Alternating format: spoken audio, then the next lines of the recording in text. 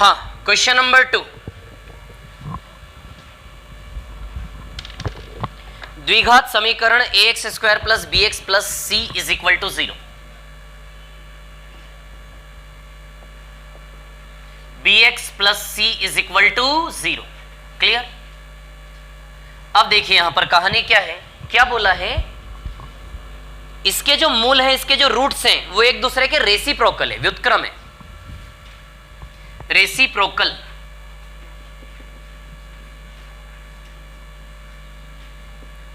व्युत्क्रम एक दूसरे के व्युत्क्रम है, यानी कि एक रूट यदि अल्फा है तो दूसरा हम ले सकते हैं 1 अल्फा। व्युत्क्रम का मतलब होता है जैसे x/y है तो इसको आप क्या लिख दें, y/x। व्युत्क्रम का मतलब फ्रैक्शन को उल्टा करना। तो यदि एक रूट अल्फा है तो अल्फा के नीचे कुछ नहीं है तो अल्फा/1 है, वो एक प्रकार से है ना। एक रूट यदि अल्फा है तो दूसरा क्या हो जाएगा, 1 अल्फा। तो वैसे तो हम अल्फा बीटा लेते हैं, तो अल्फा की जगह तो अल्फा ही है, बीटा की जगह क्या लेने की सुविधा मिल गई हमें, 1 अल्फा। अल्फा तो अल्फा ही है, लेकिन बीटा की जगह उसका रेसिप्रोकल क्या ले सकते हैं, 1 अल्फा। तो अल्फा बीटा ना लेकर अल्फा बीटा की जगह अल्फा और 1 अल्फा अब हम लेंगे। अब हमें क्या करना है इसमें, यदि व्युत्क्रम है तो यह सवाल एक फॉर्मूला टाइप है, आप कह सकते हैं। अच्छा चलिए, एक होता है मूलों का योग और एक होता है मूलों का गुणनफल। एक होता है alpha plus beta. Alpha plus beta का फॉर्मूला क्या होता है, -b/a। तो ऑलरेडी बना बनाई आई है ना, इसमें वैल्यू तो डाल नहीं सकते आप, ऑलरेडी बेसिक जनरल इक्वेशन है। और अल्फा इंटू बीटा क्या होता है, c/a। आई बात समझ में? और एक फॉर्मूला आप लिख सकते हैं कि जब भी दो रूट एक दूसरे के व्युत्क्रम हो, इसका मतलब ये a और c हमेशा बराबर आएंगे। एक फॉर्मूला टाइप आप लिख सकते हैं, यही सवाल है और a बराबर c ऑप्शन इसका आंसर आएगा। सुन लीजिए पहले पूरा, फिर लिखना। जब भी ऐसी इक्वेशन के रूट, किसी भी द्विघाती समीकरण के रूट मूल एक दूसरे के व्युत्क्रम बोले, इसका मतलब समझ जाना x² का गुणांक कोफिशिएंट और ये लास्ट वाला टर्म हमेशा न्यूमेरिकली क्या होंगे, इक्वल, है ना। इसी इक्वल को हम यहां से सिद्ध कर रहे हैं, ठीक है, और इस आंसर तक जा रहे हैं। चलिए देखिए, अल्फा तो अल्फा ही है, बट बीटा क्या है, 1 अल्फा।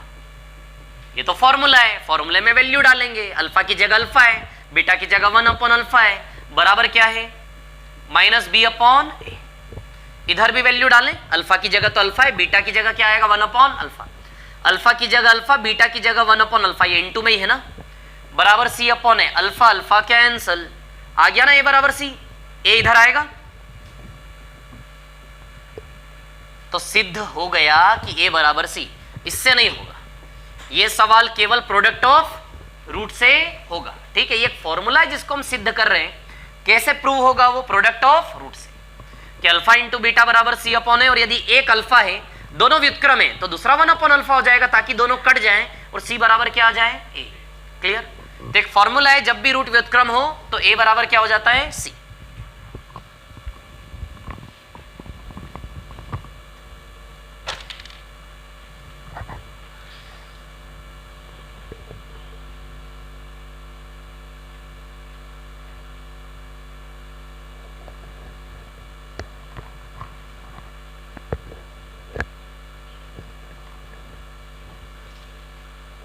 इसके बाद हम 5वां सवाल करेंगे, है ना, 5th।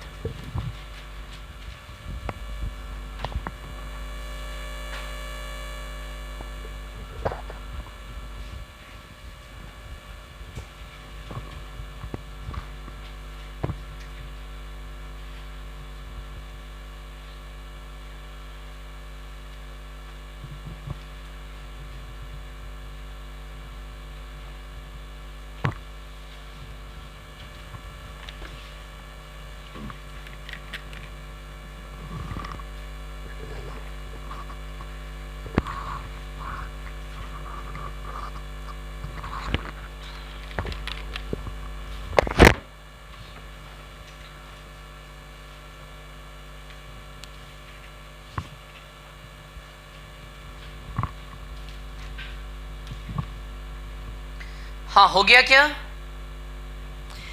ये कॉपी कर लिया,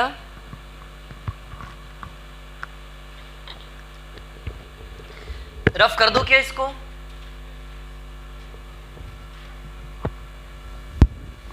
बोलिए रफ कर दो क्या?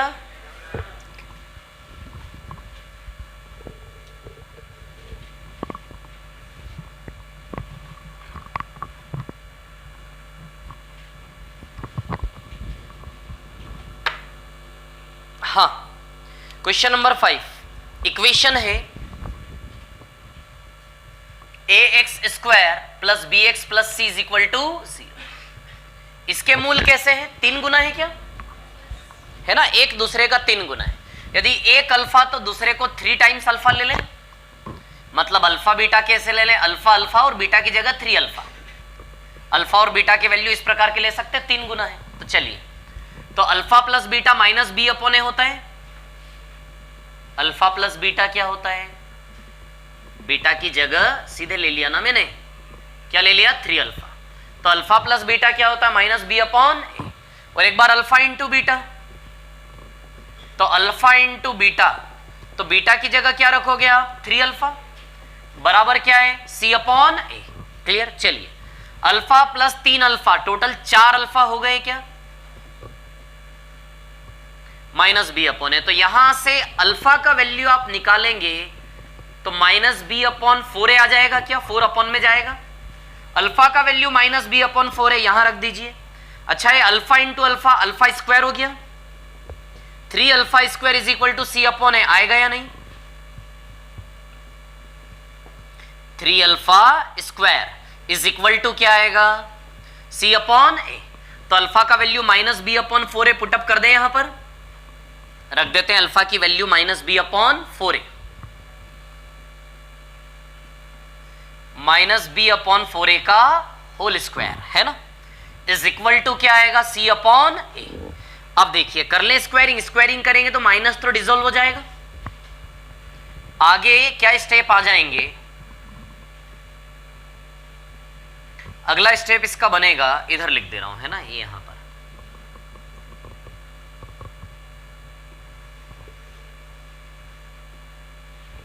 तो 3 माइनस तो प्लस हो जाएगा और बी स्क्वायर हो जाएगा। बी स्क्वायर अपॉन 4 का स्क्वायर 16 और ए का ए स्क्वायर बराबर क्या आएगा? सी अपॉन ए। बोलिए, आ जाएगा क्या ऐसा?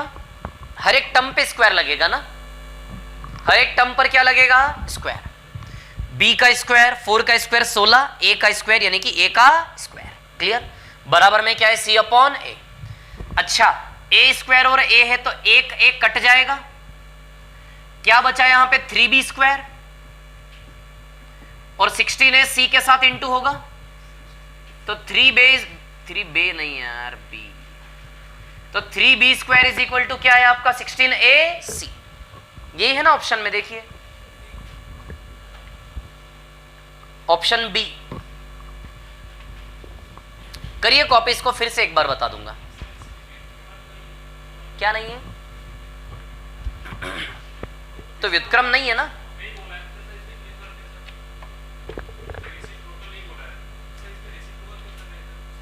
नहीं, रेसिप्रोकल नहीं किया। रेसिप्रोकल तो ये होता है कि x अपन y को अपने y अपन x बना लिया।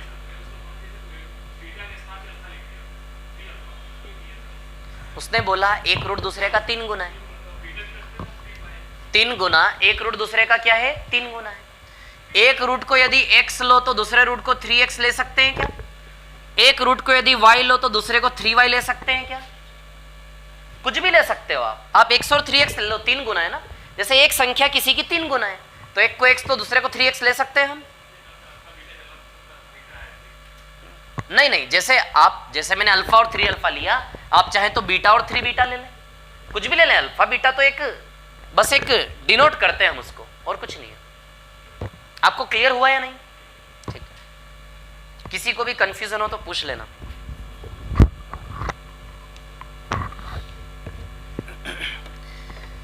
इन क्वेश्चंस को देख के आपको कैसा महसूस हो रहा है? महसूस से मतलब मेरा ये है कि आपको क्या लग रहा है, ऐसे सवाल आएंगे एग्जाम में, करोगे नहीं करोगे, क्या निर्णय ले रहे हैं आप अंदर ही अंदर, ये बताओ मेरे को। करोगे,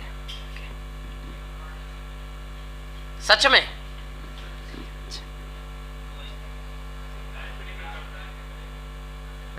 नहीं, टाइम की तो सेकेंडरी टास्क है टाइम तो। मैं तो ये जानना चाह रहा हूं कि अभी आपने मेंटली प्रिपरेशन आपका कैसा है इस क्वेश्चन को लेकर, पॉजिटिव है कि नेगेटिव है?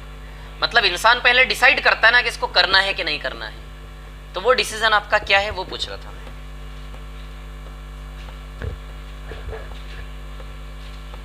जैसे होता है ना यार, छोड़ो यार इसमें कौन चक्कर में पड़ेगा, रहने दो।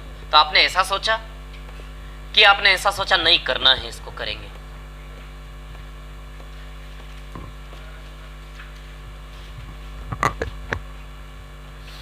चलिए, ये कुछ क्वेश्चंस एक्स्ट्रा ऑर्डिनरी मैंने अपनी ओर से दिए हैं, ठीक है, ये आए नहीं हैं आपके एग्जाम में। चलो इसके बाद आएंगे आप क्वेश्चन नंबर 3 पर आएंगे, तीसरे पर। क्या आंसर है? 3। देख लेते हैं।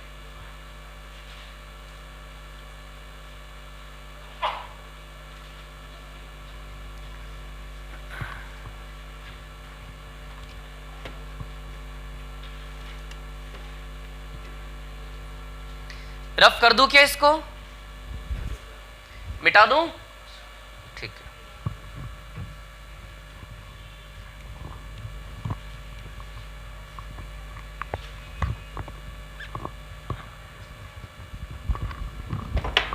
चलिए क्वेश्चन नंबर 3, सवाल नंबर 3। क्या है तीसरे नंबर का question? 4x² plus x p plus 1 plus 1 is equal to 0। 4x² plus x p plus 1, आगे क्या है? Plus 1 is equal to 0। इसमें मूल का क्या रिलेशन है? समान मूल है, इक्वल रूट्स, दो समान पूर्ण मूल है, ठीक है। p का वैल्यू निकालना है, p की वैल्यू फाइंड आउट करनी है ना। p की वैल्यू हमें निकालनी है, दोनों रूट क्या है इसके? इक्वल है, ठीक है। रूट इक्वल है मतलब अल्फा बीटा लेने की जरूरत नहीं, दोनों को अल्फा अल्फा ही ले सकते हैं। ले सकते हैं कि नहीं ले सकते? या फिर कल हमने एक डिस्कशन किया था जिसमें मैंने शब्द बोले थे कि मूल समान होते हैं। ऐसे शब्द कहीं सुने थे कल की क्लास में आपने? मूल समान होंगे, मूल असमान होंगे, रूट्स इमेजिनरी होंगे, काल्पनिक होंगे, ऐसे शब्द सुने थे कल की क्लास में। तो इसमें मूल समान है। कब होते हैं मूल समान? जब b² माइनस 4ac किसके बराबर आए? 0। मतलब मूल समान है, इसका मतलब हमें दिया गया है कि b² माइनस 4ac किसके बराबर है? 0। मूल समान कब होते हैं? जब b² minus 4ac equals to क्या होता है? 0। मतलब रूट्स इक्वल है, इसका मतलब हमें दिया गया है कि b² minus 4ac is equal to 0। चलिए तो bac का वैल्यू लगाएंगे, अपने आप आंसर आएगा। p का वैल्यू निकालना है हमें, अपने आप आएगा वैल्यू। शॉर्ट तरीका भी इसको निकालने का, ओरली दिख रहा है इसका आंसर +3 आएगा और -5 आएगा। दिख रहा है मेरे को, तो सीधे दिख रहा है। p का वैल्यू देखो ना, p का वैल्यू एक तो 3 है और -5 है।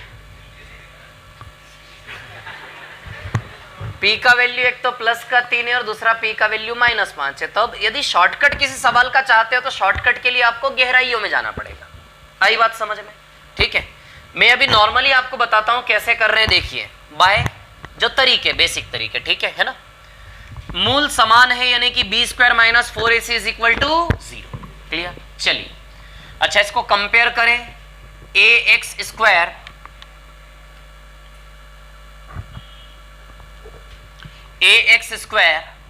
Plus bx plus c is equal to 0 से बताइए a की वैल्यू क्या है? 4। b की वैल्यू क्या है? p plus 1। देखिए ना x के इंटू में b है, यहां x के इंटू में p प्लस 1 है, तो value of b is p plus 1 and value of c is 1। Clear? चलिए तो हमें दिया गया है b² minus 4ac is equal to 0। abc की वैल्यूज यहां लगाएंगे, b की वैल्यू क्या लगाएंगे? p+1 का होल स्क्वायर माइनस a की वैल्यू क्या लगाएंगे 4 और c की वैल्यू क्या लगाएंगे 1। क्लियर? तो चलिए p+1 का होल स्क्वायर, ये 16 हो जाएगा क्या? ये उधर जाएगा तो p+1 का whole square is equal to क्या आ जाएगा 16। बताइए आएगा क्या? p+1 का whole square is equal to क्या आ जाएगा 16। स्क्वायर हटेगा तो स्क्वायर रूट लगेगा उधर,